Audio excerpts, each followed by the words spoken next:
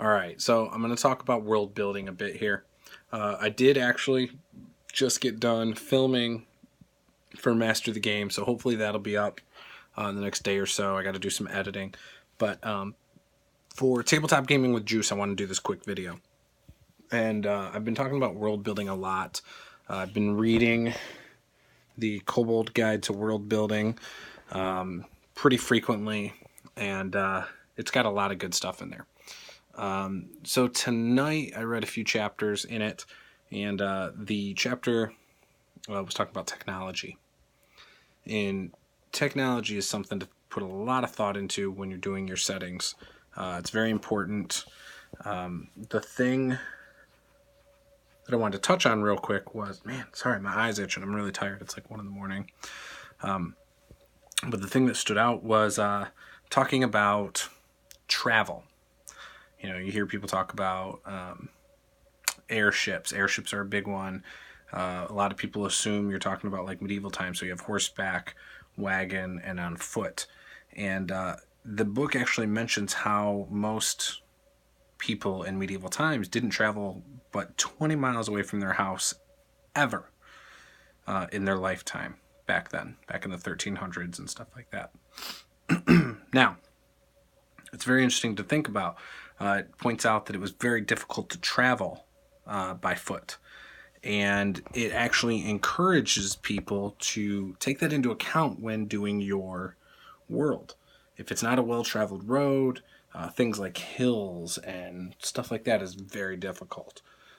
You didn't have paved roads. Hell, there's roads in my city that are not paved, in my town that are not paved still. So, and they're hard to move cars on. You have to drive slower.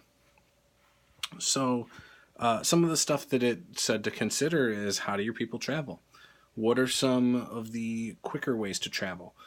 News will spread quicker than your characters can travel sometimes, especially if they're traveling on foot. So it pointed out some different things. For example, in the Midgar setting, it pointed out that they have like desert ships, basically like boats of the desert that go through the sand. Talked about like a shadowy road, and I believe this was in Midgar also, but a shadowy road that is really dangerous, but you can travel extremely fast on it from one city to another, because there weren't highways. But it's kind of encouraging this, this thought of, well, maybe there's magical means of transportation. Something that I plan on doing in my world, very few of this, and it's kind of inspired by things like Dragon Age and other games I've played and things like that. But I'm thinking about having a limited amount of magical portals in my world. Not in every city, maybe not even on every continent. But I want a means of magical transportation. And in Dragon Age Inquisition, you have what is it called? I want to say it's like the Veluvian, something like that. But anyways, it's like a mirror that you step through and go through this dream world, and you can pop out in another place where another one is. So I'm thinking something kind of like that. In that, I think it's all elven made.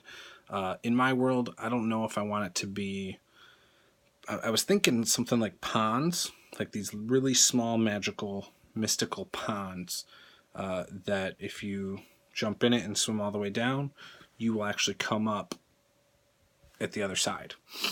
A lot of people probably couldn't swim, so they wouldn't even know about this.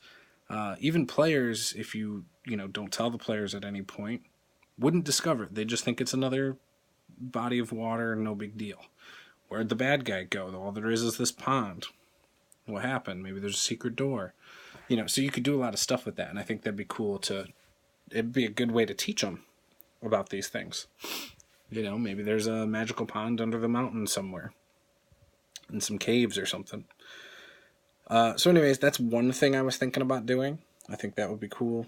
I was toying around with the idea of certain spellcasters being able to do, like they use like spells that help ships travel across sea.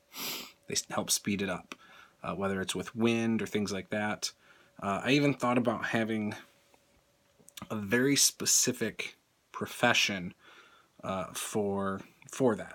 So there's these spellcasters, very limited spell abilities, but they can do gusts of wind constantly, and that's what they do. That's all they do.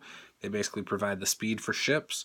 Some of the better ones can travel faster, and it's a profession. Mending it's a cantrip. I feel like that would be a really useful spell that could drastically affect an economy. And again, I know this is we're off of travel now with this one, but mending is another profession, in my world. So that's kind of the same line with that. But yeah, so you got guys who can do this. They have this profession where they do gusts of wind. They help ships travel really quickly. There's also I'm toying. I'm not sure if I'm going to do this. I'm toying with the means of transportation by flight. I don't want griffins. I don't think dragons should be used for this. If you have some ideas for my setting on ways that they could travel with flight, I don't really want to do airships. But if you have some ideas for this, I'd love to hear about it. Because again, I'm trying to come up with ways, and this would be the most rare way to travel. Traveling by flight would be the most rare way, and it probably would be only accessible to the wealthiest people in the world. But I can't put my head around how I would do it. Flying carpets, not going to happen. I mean, there will be magic items for that, or magical brooms, but they're not going to be common at all. Very, very rare. But yeah, because I've seen people mention, oh, we could do flying carpets and do large ones and this, and I don't know. It seems really makes me think of Aladdin, real cartoony. So I don't know about that. Let's see what else. Oh, underwater. So I don't know how I would do that either, but if there could be some, again, I don't want submarines, because again, this is going to be like medieval fantasy type of setting, but underwater travel. Maybe you have like a giant sea turtle or a giant dragon turtle that you're able to go up under the shell by taking its tail, walking up into it, and maybe it actually has air under its shell that you can breathe and ride the dragon turtle. I don't know. Or maybe there's some other means of travel like that. I can't think of anything. So again, I need something for possibly underwater travel, which would be cool. I like the idea of even having an underwater city. And then another thing is flying, traveling by flight. Those are the two things that stand out to me. Some other stuff that you could do is figure out ways that your characters can travel through mountains. Maybe there's boulets that they can burrow through mountains. Think about putting animals to work in your setting. Maybe they're domesticated and they are useful to certain cities or towns. And it shouldn't be accessible to every city, but maybe like very few cities, like this city over here has access to this, and that's what they can do. That's what makes them special. This city over here can do this, and that's what makes them special. Because again, you want to make things memorable and special in your setting. You don't, all of this stuff though. This is the extra stuff you put on your setting, on your world. You want to put realistic things that make sense to the common person, and that's your world. But then you sprinkle these things on top. You don't want it too much. If it's too much, it goes a little bit crazy. But you want to take some of these things and think about how these little things can affect economy, how they can affect war, how they can affect everything.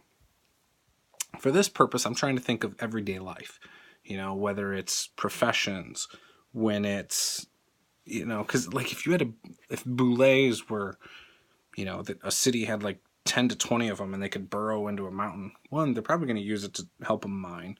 They're probably going to do it to set up underground tunnels to another city, kind of like a subway, kind of like a, just an underground transportation system. That could be really cool.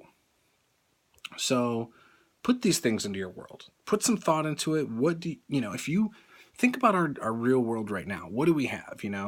Subway systems. You have monorails. So if you've got monorails in certain cities where it's basically like a subway but above ground, you could, or trains, you could take a monster in your setting, in your world,